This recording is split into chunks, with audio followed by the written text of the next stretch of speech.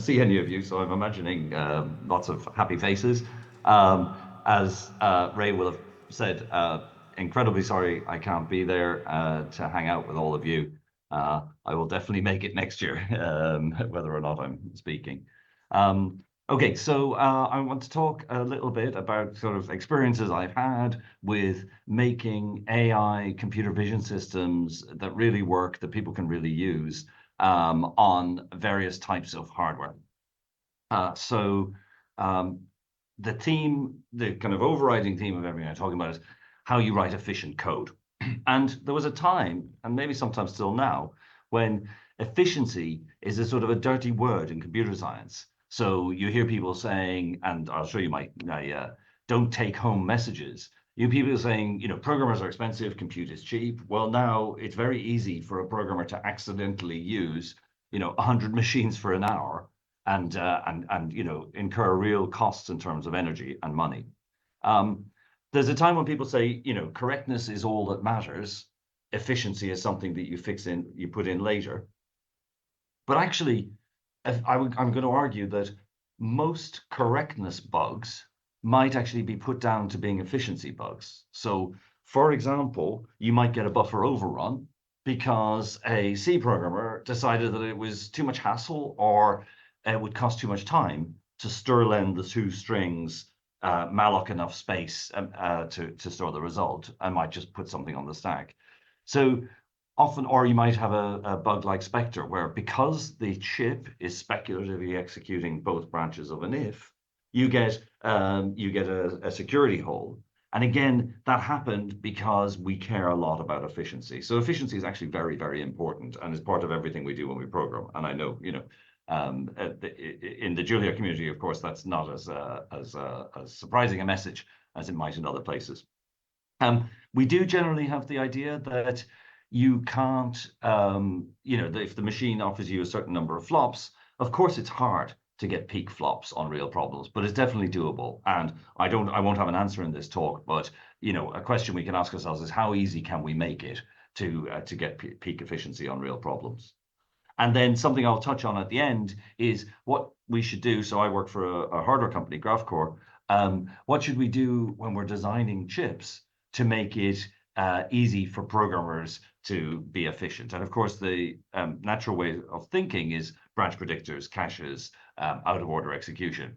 I wonder if there's a world in which we can simplify the chips, complexify, of course, the compiler. And we'll again, I've got no real answers, but let's think about how Julia could be part of that world. As I was saying at the opening slide, efficiency used to be a bit of a dirty word, but of course, what happened in 2012 is that Krzyzewski et al. Wrote this paper, and this paper, because they made convolutional neural networks, let's say 1,000 times faster, completely changed the world. This is the paper that introduces the concept of deep learning, and which later, I guess, led us to transformers and the AI revolution of today.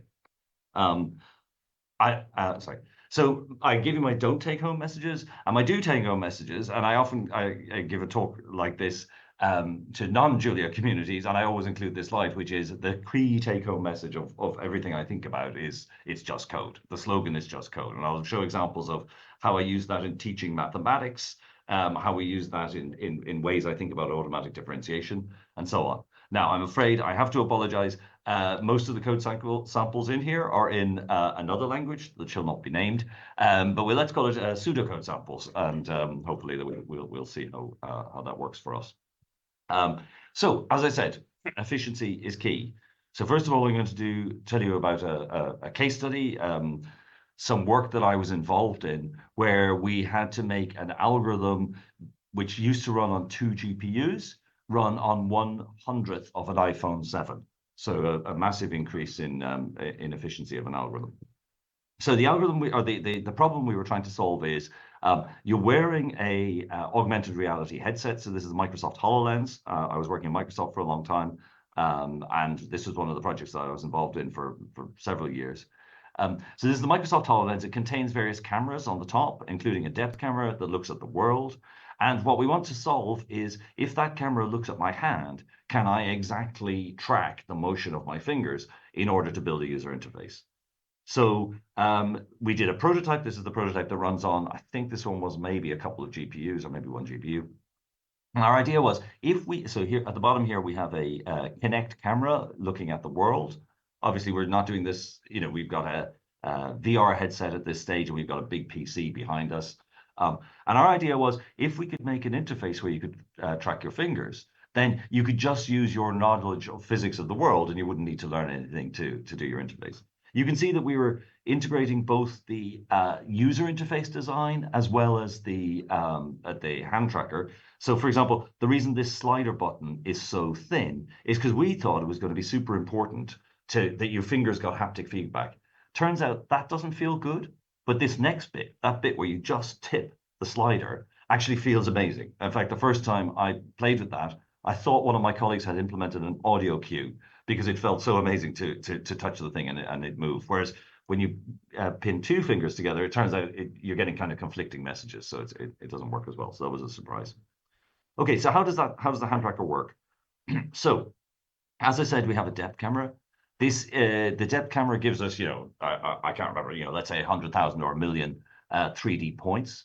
We downsample that million 3D points to maybe 256 or something like that. So, a couple of hundred 3D points. So this doesn't seem much in this image, but as I play the video, you can see that this is the signal that the system has to understand. The problem we want to solve is a model fitting problem. Obviously, there's a kind of a deep learning bit first where we get close, but the problem I want to focus on is a model fitting problem. So what the model fitting problem has is, for each of those red points, which is the data that comes from the sensor, we want to find that we have a computer graphics, essentially, model of the human hand, which has 30 parameters corresponding to the various joints in the hand. And what we want to do is, every frame, so at 60 hertz, we want to link each of the red points to their closest point on the model while varying the model parameters, right? So it's a nonlinear optimization problem using Levenberg-Marquardt algorithm, if you know that thing. So, and what that was showing is, every frame, we solved this 530 dimensional optimization problem. Not huge, but the hardware we have to work on is not huge either. So this is HoloLens V1. We were working on V2, but similar. So HoloLens, amazing device, if anyone's ever tried it, has a pretty decent laptop CPU, a pretty decent laptop GPU. But of course, we as the system programmers are not allowed to touch the CPU and GPU because those are for customer workloads, right? Those are for the games or utilities or whatever that's running on the device. So what we had was this beautiful object, which is called the HPU, or holographic processing unit. And what this has is 24 quite small DSP chips, so 500 megahertz each. What did I say? 3 or 4 gigaflops on each of those. 4 gigaflops on each of those. Quite a small amount of RAM. You just program it in C++. You don't have to use assembly language. And again, I guess one could imagine a Julia backend for this, but we just had the C++ compiler that was supplied. So when we went in, we had ported our C++ code to run on a laptop, a 25-watt laptop. So we were already super happy with ourselves, and we thought we had super efficient code. We ported it to this device, and it was about 100x too slow. Now, some of that 100x were like simple 5x's that you get back, and some were hard work. So I'll talk a little bit about how we made it fast, how we made this problem efficient.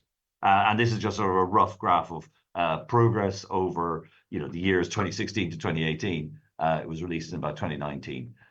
So this is an indication of the whatever that is, 100, 200 fold speed up we got. Now, when you make your stuff fast, of course, you must use better algorithms, right? So we were initially using a sort of a gradient descent style of algorithm. We moved to a second order algorithm that we optimized very well. You use approximations, and I'll talk more about this in a minute. But our first code, for example, was double precision, because that's what we ran on a PC. Making it run in float 32, which nowadays, of course, most code, I would say, runs in float 32, was tricky. The Phong surface was a graphics representation. So we were initially using subdivision surfaces, beautiful objects, but they're kind of expensive to compute with. So we invented a very simple something halfway between a polyhedron and a subdivision surface. Of course, there was some instances of just manually reordering assembly language for the inner loop. And after we unrolled it 8 times, we went to what I call floptimal, i.e. we were getting the rated flop rate of the machine. Every multiplier was operating at every clock cycle. And then something I'm going to talk quite a bit more about in the talk is what I would call handwritten gradients or PyTorch by hand. So we were in C++ then. There's no good AD system in C++. And even if there was had been a decent AD system, you have to hand optimize the gradients because you have to care a lot about what piece of memory is where. And then speaking about what piece of memory is where, you'll recall there's 128 kilobytes on each of these cores. So essentially, there's a whiteboard in the office where you have the name of some tensor, essentially who's responsible for it and why it needs to be in RAM at this point. So in the end, I think our working set was about 140K on the 128K device. So halfway through the computation, we manually checkpoint some gradients out to DRAM, do some more work, and then pull the gradients back in. I think what's fun about this is that I'm talking about a 128 kilobyte machine, but today, if you're on a 24 gigabyte GPU, you have almost exactly the same sort of constraints. You need to have a mental model of where each of your, massive 1 gigabyte tensors is situated in your 24 gigabytes of DRAM. So it's actually very interesting. I think that the same constraints apply on systems, almost 1 million times larger than we were dealing with. I talked a little bit about approximations, and approximations are very interesting, as we said right at the start, right? If you don't care about correctness, just return 0, right? And that'll be return a vector of zeros, and that will give you a bounded error. It'll be very fast. So a kind of graph that we would study quite a bit during this work is a 2D graph where we have error on the x-axis, so low is good for error, and then we have time, cycles per frame, so low is good in cycles per frame. So we can see here that we started in January, at a certain speed and with a certain error. We made it faster, maybe by using some approximations. So the error increased while speed decreased. So that's okay. And then we made some, focused on sort of accuracy for a while. And roughly at the same speed, we made the thing more and more accurate, which then allowed us to make a speed improvement until sometime in October, when we had to make it worse for a few weeks because we had a plan about something we were going to replace. So we had to make it less accurate for a few weeks so that we could get a bit more speed and then come back down here. So it's a really interesting kind of 2D. It shows that it's non-monotonic. Some of these bits of progress, and it's quite good because when you're explaining to the bosses, if the bosses see a dip in the graph at some point, they're like, okay, that doesn't look good. Surely you can fix that. When you explain to the bosses in a 2D graph, the ones that understand the 2D graph totally understand that you might need to make things worse before you make it better. And the people who don't understand the 2D graph then obviously don't understand it, so they don't realize you're making it worse before you make it better. So 2D graph to get the good bosses. Okay, so that shipped a few years ago now in HoloLens 2, and obviously hand tracking is now kind of widespread in the various AR VR headsets. So not saying they used our code, just that the idea of hand tracking was something that we worked hard on. I'm really proud that it's out there now as a user interface. I started thinking about all the stuff we'd had to do with manual code modification in order to make it run on this device. So I was thinking about various programming languages and AD, and I actually spent quite a while working with Julia, as some people in the audience will know. Although for other reasons, for the past few years, I've been working in another language. So what do I mean by AD, right? And let's just kind of do this from the top. I'm sure lots of people in the audience know what I mean. I mean, someone gave ye code for some function which takes a bag of any values, bag of values, but we're only looking at the floats. So it takes a bag of floats to a bag of floats. It has some source code in it. And what I really want in AD is I want source code in the same language that computes the Jacobian. In my dreamland, I can then edit this source code and somehow it'll magically, if I change the input, it'll remember the edits. I'll talk a bit about that later, but I don't know how to do that. But so I want source code pretty much in the same language that computes the Jacobian. And I'll show you why in a minute. And of course, So the definition is, given f, produce code that computes this function jf, the Jacobian. Now, of course, we know that these numbers n and m are often in the millions, so we can't compute the Jacobian. That's a million by million matrix if these are both a million. So there are various variations of this, which go by different names, right? So forward AD, which computes the function jf times dx, backward, reverse AD, and then the special case of the gradient. So that's nice. It's nice to have these clean definitions. And there's a natural extension to arbitrary data structures, right? So containers of reals and other stuff. And there's a paper I'll talk about in a minute where you sort of define these. So f takes s to t. Now the signature of jf is a function that takes s to a linear function from ds to dt, and then ds is the tangent space of s, i.e., the type of small changes to s. So a small change to a float is a float. A small change to an int is just null. It's just empty, right? Because you can't make a small change to an int. So that's the story about what happens when you do gradients with ints. As I said, my dream AD is literal source to source. Of course, it should be optimally efficient for all programs. Of course, it should support all the language features. And as I said, it should look a bit like handwritten gradients. I'll get there. Okay. I want to do a little aside, which was I was lucky enough to work with these excellent people here on kind of a theory paper about AD. So we wrote this paper about provably correct reverse mode AD. There was an implementation in it, but it was very, very, sort of a very bare bones implementation that just about managed to explain the paper. Published this, and then 4 weeks later, Mikolai here writes us an email basically saying, thanks for your paper. I've implemented it in Haskell. There were only a few bugs in the paper. And what I love about this is it's really kind of science doing its job, right? So we didn't know how to do the implementation. We knew how to do the theory.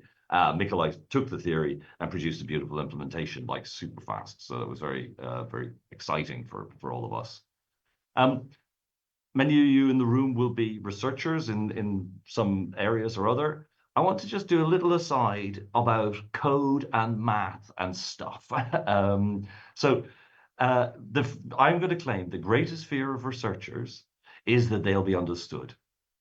And obviously I'm a bit tongue in cheek here, but the point here is that if my idea is too simple, because I understand it, then maybe the reviewers will think it's too simple and they won't accept my paper. So then we sometimes add some math to make it look a bit, smarter. But actually, I'm going to argue we should add math to make things clearer, and I hope I can show an example of that. One example where, and yet the most common complaint that people give about their papers is reviewer 2 didn't understand my paper. So I just want to show one example where we rewrote a paper and it, completely changed, the outcome of the paper. So this is a long time ago, but we wrote a paper, and the reviewers gave us borderline reject or poster, right? And then in the end, it got rejected. And we were grumbling. Oh, silly referees, why didn't they understand it? We rewrote it from scratch. In fact, one of my co-authors said, I'm not sure I like this paper. A baby could understand it. And the rewritten paper won best paper. So it was exactly the same idea, exactly the same content. It was simply that we just rewrote it from scratch as clearly as we possibly could. The luckiest thing that happened to us was that it got rejected, because otherwise we would have had a borderline poster, would have sat there and we would, it would not have been anything like the outcome. So just really, it is a good idea, I believe, to write as clearly as you possibly can. In this case, we had kind of an excuse because the whole industry of the techniques we were using, quadratic pseudo-Boolean optimization, had kind of got itself into a funny way of explaining things. So coming from the outside to explain it clearer was really helpful for us. I find I use this now teaching, right? And a variation of this. So here's an example maths problem that I've been teaching for many years. It's on the UK undergraduate engineers will do a problem like this. So you have an integral here with, a 2D integral. And what you're supposed to do is swap the order of integration and figure out what the limits should be. And it's often quite hard to teach. So, sorry, I'm going to cut to the chase and give you the answer. Sorry for the spoiler, but I don't want you scribbling on trying to work out integrals. So the answer is a bit messy, right? There's a min here, and there's different ways to write this, but the answer is messy however you write it. And it's really hard to explain to people what's allowed and what you need to do and what you don't. Until one day, I discovered that I could explain it by taking the integral and simply writing it in code, right? So for x from 0 to 1, step dx. For y, from x to 3x, step dy. Add x squared y x squared times y plus times dx dy, right? So just simply writing down the integral.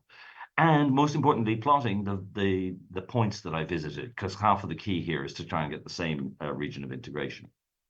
Now, when you write it as code, brilliant things happen. So if you simply swap the order of integration, you simply swap the for loops, right? Well, obviously, your IDE is going to tell you X was never defined. So one of the things where the undergraduates might think, oh, well, isn't that allowed? We obviously know it's dx. It's like, no, compiler says no, right? So this is the point at which I say code is more precise than mathematics because the rules are fixed and we understand them. Another common mistake is like, okay, fine, yes, I need to like express y in terms of x or something like, x in terms of y. So people come up with this solution, which is nearly the right answer. What saves you here is that when you plot, you can see you didn't visit the same region of integration. So this code is the code that represents a wrong answer. It'll obviously, if you print total, it'll give you the wrong answer, but also you get a clear debugging information as to why you got it wrong. And then, of course, you can get to the right answer where you put in this min y1, and it gives you the same number, and it gives you, you get further verification that you've done it right. So I'm really increasingly keen on using code to teach math. So instead of asking that all children learn to code, it's saying that they don't learn to code to be coders. They learn to code because code is a great way to express complex ideas, including very complex ideas. Yeah. Oh, sorry, I don't know why that's doing. This extends to, at least in my view, this extends to understanding AI models. So here's, there are many ways we express AI models, and a common way is sort of pictures, right? So I'm going to show you sort of, some neurons connected together, and it's nice and visual. I claim that the pictures are useful only when you actually understand what's going on. So, oh, sorry, my keyboard is new to me.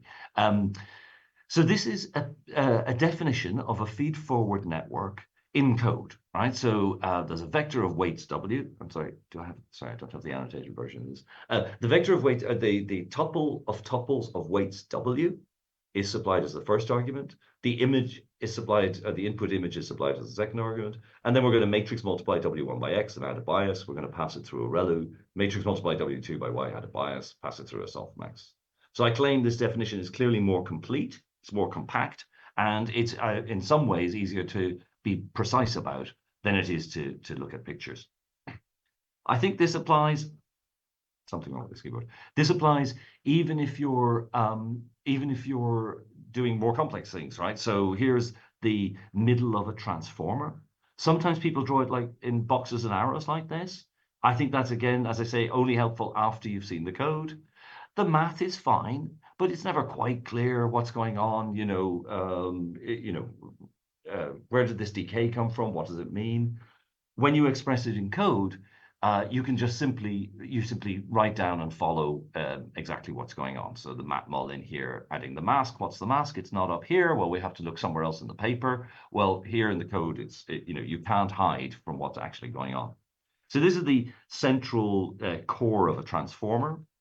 And I won't get you to read all of this now, but here is the entire transformer in sort of 25 lines of code. Take your input sequence of integers x, index into the embedding matrix to get yourself an L by DM matrix. Add some positional encodings for each layer. Perform a layer norm for each head in that layer. Matmul the query head, matmul the key. Compute the attention, remembering what the mask was. What was the mask? Oh, sorry, it's not up here. Well, it's in the other code, et cetera, right? So I can go through and to really understand. So when my colleagues say, oh, are you pre-normalizing or post-normalizing? Well, I can say, well, I'm doing a layer norm up here. Is that what you mean by pre-norm? And I'm doing one here. Is that what you mean by post-norm? So again, it's super precise. And this is all the code. So the mask computation should be in here somewhere. Can't find it. My apologies. It's on GitHub. Okay, so I'm claiming that I often refer to this transformer on one slide when I need to remember something about a machine learning model. Okay, and as you can see, it's following the it's just code. Now I'm going to talk a little bit about when I've expressed my ML model as code, how I can use that to optimize it to fit in some GPU. So here's my feed-forward model that I just talked about, right? So matmuls, ReLUs, matmuls, softmax.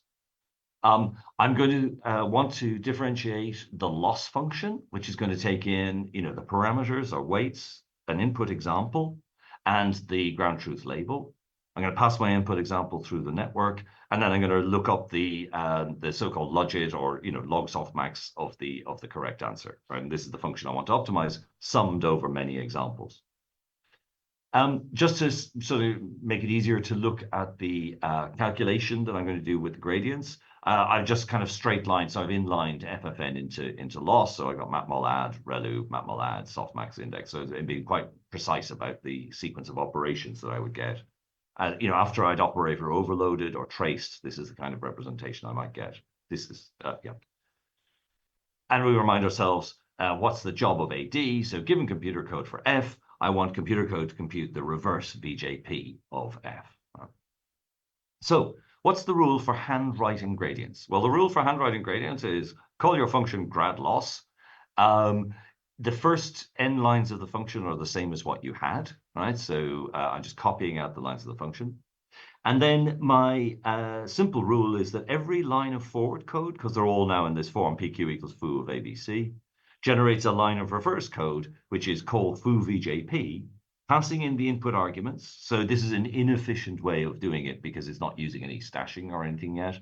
Passing the input arguments and the incoming gradients gives you the outgoing gradients. Where do the incoming gradients come from? We start from the single scalar that we were returning, and its gradient with respect to itself is 1. And then you'll notice that every line here just gets duplicated using this mechanical process, right? And negate VJP, log VJP. Fine. So far, so mechanical. What's fun now, so I'm just copying the same thing again. Remember, there's our loss. I'm writing the first few lines a bit more compactly. And now I'm just inlining the definitions of the various bits of gradient, right? So there was a log, there was a log in the here, which gave a 1 over x kind of gradient. There was an indexing operation, which gave us a 1 hot here. And immediately we can see, okay, that's going to be a source of inefficiency, right? Because I've literally materialized a 1 hot vector there. But then you're going to notice, well, I'm just going to dot that 1 hot vector very soon. So, that's an obvious place I can optimize. And then there's one more, there's another sort of optimization opportunity here because I've made an outer product between two vectors or two mini batches. So again, why did I create that outer product? That's an opportunity for optimization. But the one that I want to draw your attention to is the so-called long-lived activation here. So I've got variables Q1 and Y1, which are used at the end of the gradient. Remember, everything's in reverse, right? So if I had 96 layers here, Q1 and Y1 would have to be kept in memory until Q1 is used down here and Y1 is used down here. So let's just look at a bit of optimization of that.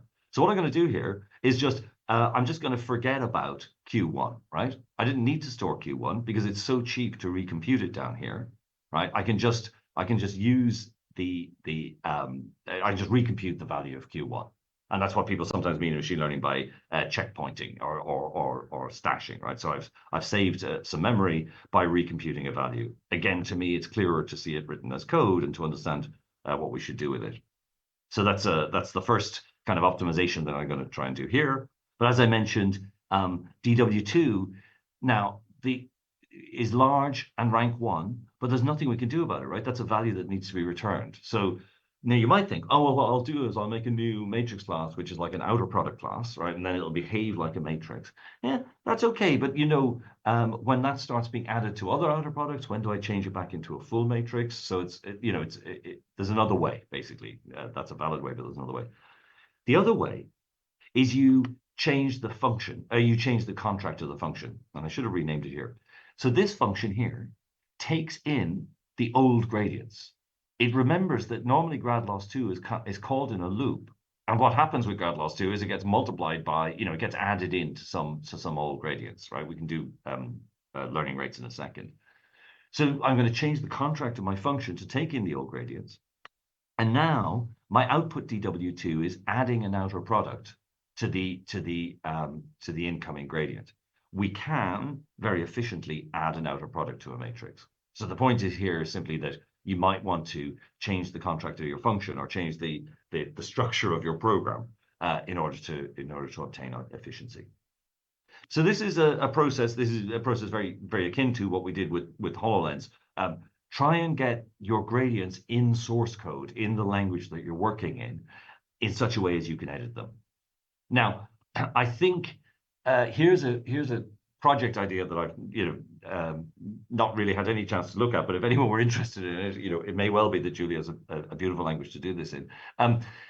We have this problem where I've got a piece of code, the mechanically developed code that is correct, so with all my VJPs reversed, but it's too slow. Now, of course, optimizing compilers exist for everything, right? For lots and lots of frameworks. I can write optimizing compilers, but the optimizing compiler will never have the freedom to realize that I could change the contract of the function, and it has very little freedom to make changes that might impact accuracy, but nevertheless maybe impact accuracy by an amount that is acceptable because we speed up so much or something. So often what we want to do is take some mechanically generated code and then edit the mechanically generated code. And then how am I going to preserve my edits when I redefine the original function? So a thing that really was a giant pain for us in HoloLens. Sometimes we would have an idea for a better loss function or a better way to write the forward model. And it was just too agonizingly painful to then update the gradients manually. So, I mean, we did it a few times, we had to, but it's kind of like a 3-week job when it could have been a 3-hour job. So my idea of human in the loop code transformation, poorly formed, but if it inspires anybody, I'd be delighted. Okay. So now I'm going to move on a little bit towards, computer hardware and stuff we can do in computer hardware, and particularly the Graphcore IPU. So how do you make numerical computing efficient? And the HoloLens HPU shows us some of the principles here. Principle 1, don't inconvenience electrons. That basically means don't make data travel a long distance. Right, so obviously the electrons don't move, as physicists in the audience will tell me. So what that means is that we are tightly binding, or we have lots of little cores, and associated to each of the little cores is local memory. And that local memory in the HoloLens, you can switch between whether it's a cache or scratchpad. And typically what happens is in the early stages of a project, of course you want it to be a cache, right? It's a real pain to manually manage a scratchpad. But caches, just like compilers, can't know the future. And if you want the code to go really fast, then often what you do is you carve out some of the cache and use it as scratchpad. And that's a great way to program. So cache first, and then later push the cache away so you're not having to try and reason through cache lines, and use it as explicit scratchpad. Ideally, the computer, if you're going to make it efficient, isn't trying to speculatively execute anything, right? It's reading instructions at a rate that's fast enough, and the programmer or the compiler has organized the instructions so that even if they take a while, so the HoloLens pipeline was 5 deep. So results were only available 5 cycles later, but that's okay because you could overlap them. And for most machine learning type problems, like computing a dot product, it's absolutely fine to have a sequence of instructions with a 5 deep pipeline. Or again, try not to do branch prediction. And of course, all of this is a nightmare if you don't have a decent compiler. And the Tensilica compiler we had here was a pretty good VLIW compiler. But as you can guess, we always want a way for the programmer to get down below the compiler. And that's, again, this kind of interactive compilation that I don't yet have an answer to. I'll talk a little bit about the modern world of, I talked about moving from float 64 to float 32. So obviously something that happens today is that you look at an accelerator card, and you'll notice that if you decrease this number, the number of bits in your floating point, you increase this other number, which is the number of flops available.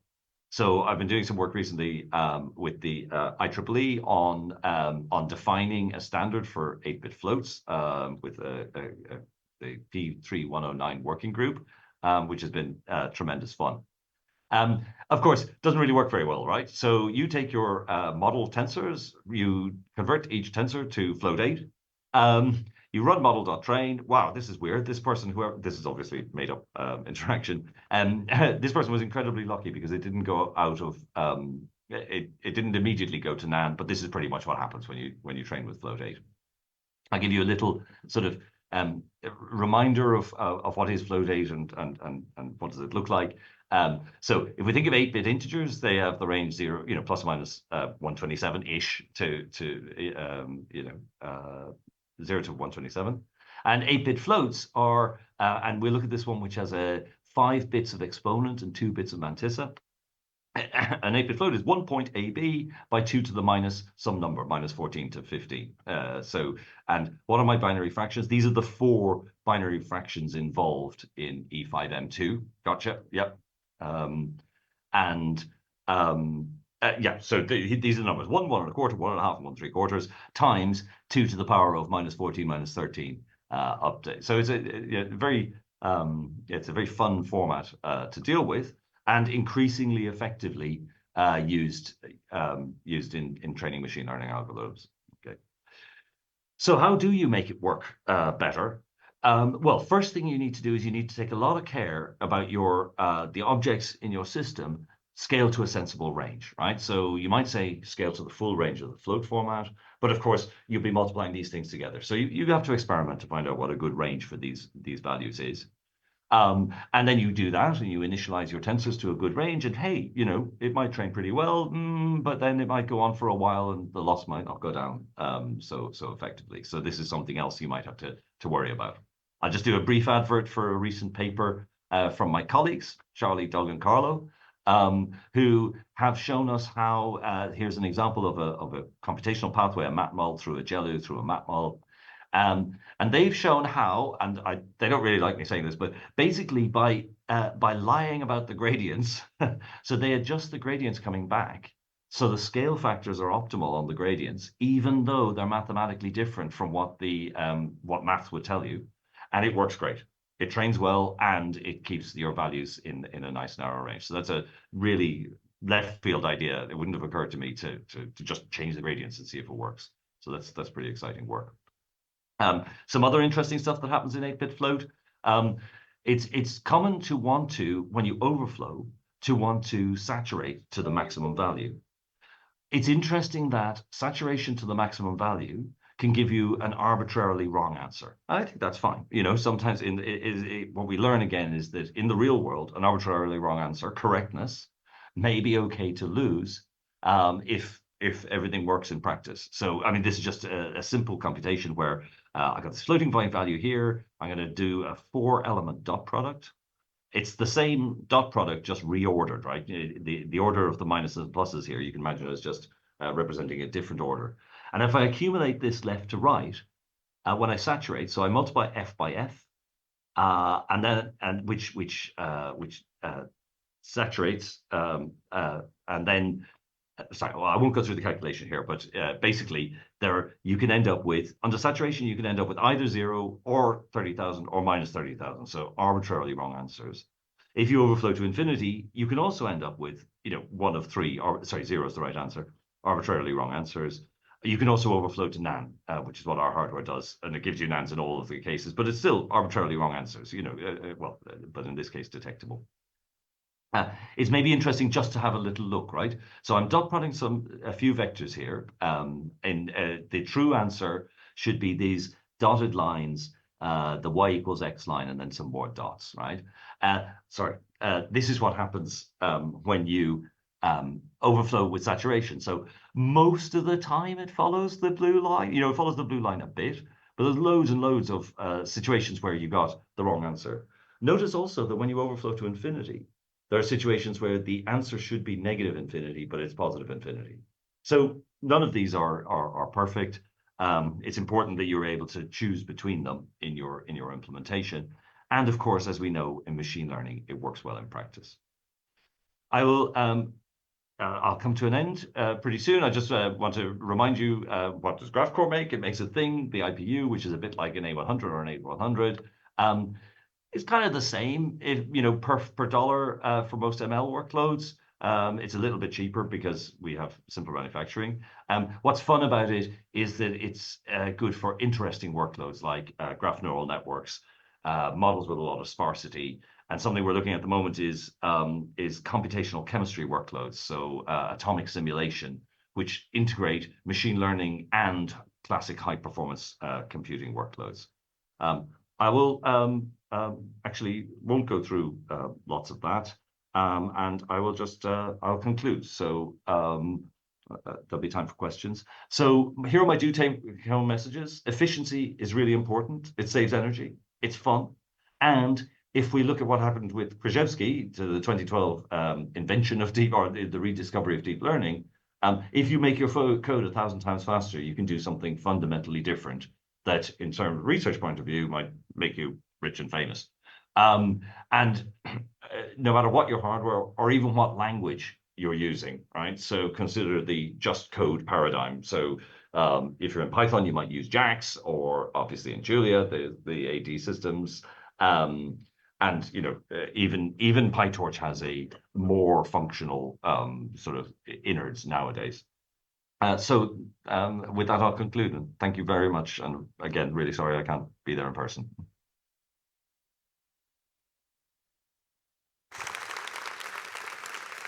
That was a really great talk, Andrew. Thank you. I was personally very impressed. Yes, do we have a question from the audience? Do we have questions? Yes, there. Thank you so much for the talk. That was really interesting. I wanted to talk back to what you were mentioning earlier about teaching and using code to explain difficult concepts. I've been teaching computer science for about 5 years now, and something I've noticed in the past few years is the rise of ChatGPT in the classroom. And I wanted to get your thoughts on that. ChatGPT is obviously something that can generate code for students to them, like a personalized tutor. There's obviously worries about it generating false code or other things like that. And yeah, I just wanted to get your general thoughts on how you see ChatGPT as an educative tool for giving code to students who need it explained to them. Yeah, so I think let me play it back and see if I got it right, which is roughly, ChatGPT is a great code transformer. What about it? Is sort of fair summary. Yeah, I, yeah, yeah. Yeah, I mean, it's fabulous. I just recently, it's not in this deck because I haven't fully checked it yet, but I thought to myself, well, I should just do this whole talk in ChatGPT. Why bother with manual gradients? And I think I'm kind of using LinkedIn rather than X at the moment, and you might find it there. But it generated pretty decent code. I think it was a 4-term interaction where I had to say no, no, no, no, no, no, no, no, no. So yes, it generates code, which is super good. But how on earth do we debug it? And kind of our only tool is unit testing, right? Or comparison to the output of something else. So I think, what would I think if I really wanted gradients for my HoloLens, let's say? Um, I think you can use a mechanical system, a trustworthy system, Zygote or Enzyme or something to actually generate true gradients, and then run them in parallel for a while with the crazy ChatGPT gradients. So short answer is, yeah, it really is a code transformer, and it really is an editable code transformer. How are we going to build confidence in our ways of testing that it's worked? Yeah, that's great. I mean, that's kind of what I did for my research. Oh And yeah. So thank you. Can you rephrase that bit? Sorry. oh, sorry, which bit were you talking about? So it was a bit about students and teaching. I don't think I got that because I turned up my volume halfway Oh, through the right. question. Yes. So the students need to. I mean, what you were saying before was really great for my research because I had to do manual gradient transformation anyway, so that was really helpful. For students, sometimes I have to explain a very complicated concept, maybe an algorithm, maybe something of that sort, and I'll see my students while I'm teaching them generate ChatGPT prompts, and my initial response is I go, "Oh, I'm right here. Just ask me." But maybe that's too grumbly of me, and maybe from what I'm getting from your talk, it's actually better I let them do that, look at the code, have a baseline to go off of, and then talk to me if something feels wrong. what do you think about that kind of teaching paradigm? Yeah, I think you're right. I think, yeah, I've seen, recently, of course, I've seen students produce things that are sort of obviously ChatGPT code. Like they contain lots of comments for, that there's kind of too many comments that for somebody who I know doesn't write a lot of comments. I honestly think, you know, what's my job when I'm supervising a student project? It's to get the thing done, the task done. So I'm doing work on molecules at the moment, and we want to get this molecular machine learning thing done. So so I absolutely encourage it, and I think what you're hinting is how do we build. Part of what we're teaching now is not just teaching how to code, but teaching how to question, when you need a machine and when you need a human. So I think we'll get better at that.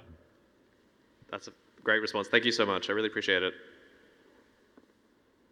Do we have more questions from the audience?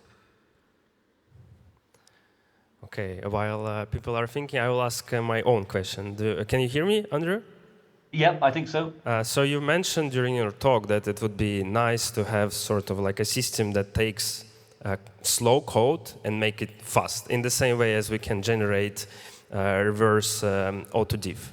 So, but do you actually have an idea how it can be achieved in principle? So, and while you were talking during your previous questions, I got an impression that ChatGPT is not really the way to go with this, or maybe ChatGPT is actually the way to take this slow code and transform it to a fast, keeping human in the loop.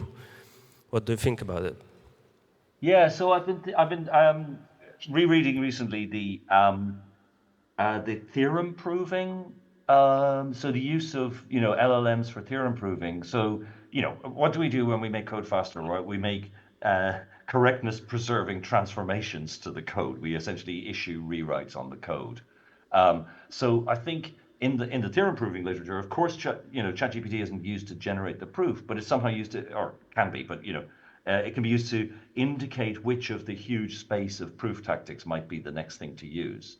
And I suspect that kind of LLM guided mechanical system might be something that works well. Obviously, we still have the problem of how do I allow it to make a correctness breaking transformation that somehow I think is okay.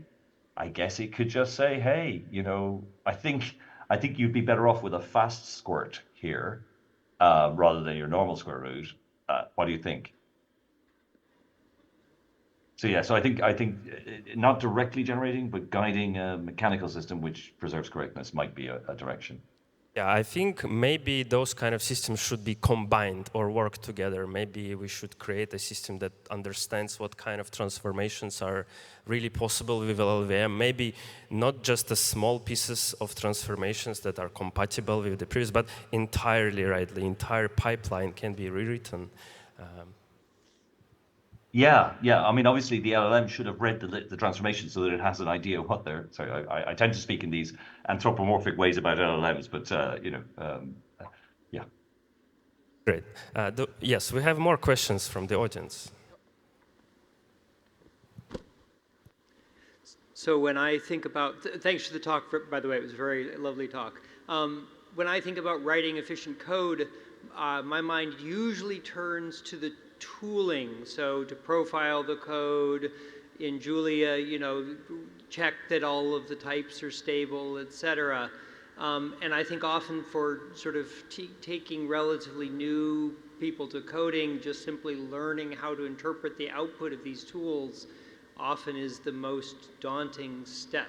And I noticed that talking about measurements and profiling was conspicuously absent in your discussions of writing efficient code. What is your practical experience with the need for performance profiling versus just essentially reasoning, if you will, about the code? Yeah, sorry, maybe Ray, could you repeat the last sentence? What is your practical experience of how profiling tools can? Yeah, in terms of your sort of guiding younger programmers into the light, what is your practical experience of making it worth the investment to learn how to use all of these profiling, et cetera, tools versus focusing on just reasoning about the code, which, at least to me, it assumes a knowledge and an understanding of what's happening under the hood that I think many beginning programmers don't have. Yeah, I think you're absolutely right. I mean, I generally bring in the profiler about week 3 of a project. So let the student kind of get somewhere, get some stuff, and then absolutely. And it's such a pain the first time you have to get a profiler set up and used, but it's so fantastic, when you get a nice hotline rendering of the code. Actually, on the IPU, here's a tool we have. The IPU has 1,500 different processors. And this is the performance analyzer that my colleagues wrote, it's just a classic flame graph. But down here we have each of my 1,500 processors. Red means computing, yellow means waiting, blue means communicating. And this profiler has just massively improved productivity on the IPU. You kind of write your code, you squint, oh look, a load of yellow. I can go in there and figure out what's going on. So yeah, no, I totally. So profilers are as much a part of teaching, I think, as the code itself, which may be the message you're conveying. Very good, thanks. Hi, thanks for the talk. I just wanted to ask, when can we actually get our hands on some Graphcore IPUs? And do you see a future where there's a package where we can write our code in Julia and get them running on your IPUs? Yeah, if you go to find our current previous generation now, you'll find that they're not available. Please watch this space. Something exciting will happen. Great, thank you very much. Yeah, sorry about that, but that's where we are. Yes, we have more questions. Also, to your last part of the question, Julia on IPU works according to a JuliaCon talk last year. It wasn't really a question, but a comment. Yeah. Yes. Okay, yeah, and Mose's probably there, and yeah, we worked together, and it was super exciting, and they did fit really beautifully. So yeah. Do we have more questions? We have room for one more question. No. Okay, then we'll wrap it up. Thank you very much, Andrew. That was a great talk. Really good. Thank you all, and again, thanks for giving your keynote.